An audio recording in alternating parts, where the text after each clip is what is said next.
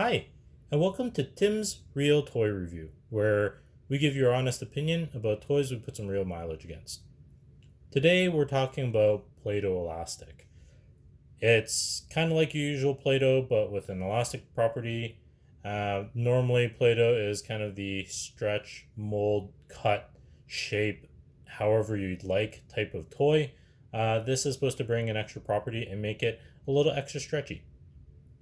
So, jumping right into my thoughts on this, uh, it was Play-Doh. We were really hoping for something that could stretch out like rubber bands and that had a very interesting potential play for us and our children.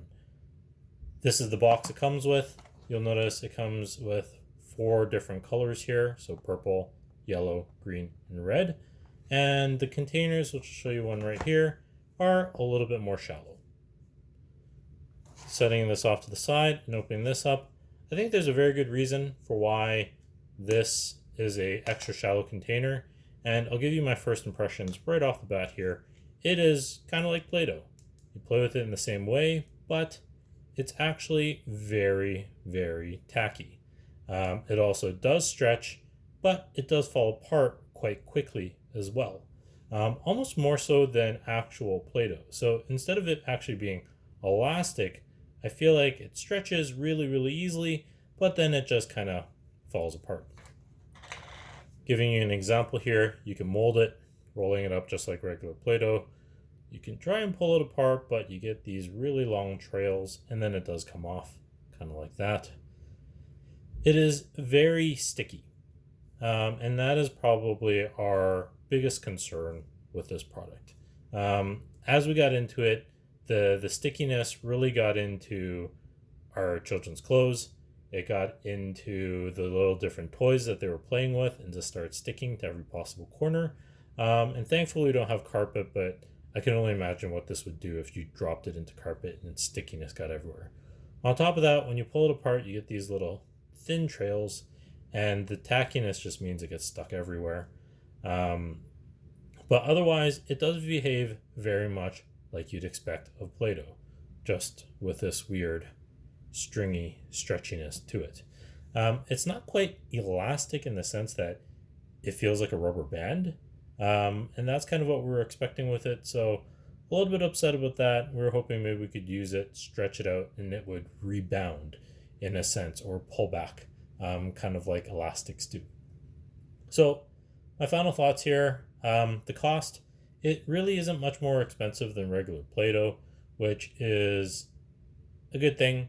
You can't really incorporate it into your other Play-Dohs in that sense, so it kind of is its own thing from a value standpoint. In terms of practicality, I mentioned the tacky and the stickiness. That is probably the biggest concern, I'd say, here in terms of whether or not this makes sense from a practicality standpoint.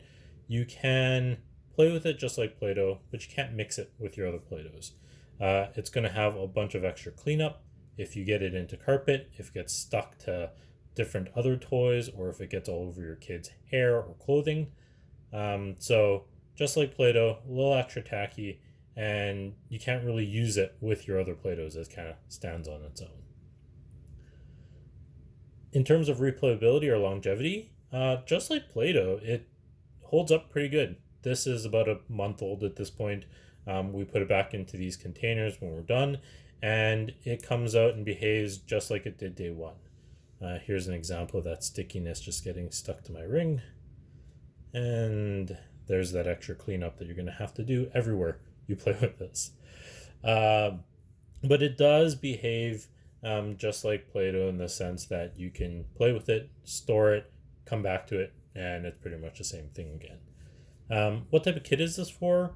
I'd say if you have an older kid who can maintain their cleanliness, not get this everywhere, and also doesn't mind a tacky sensory toy, then this probably works.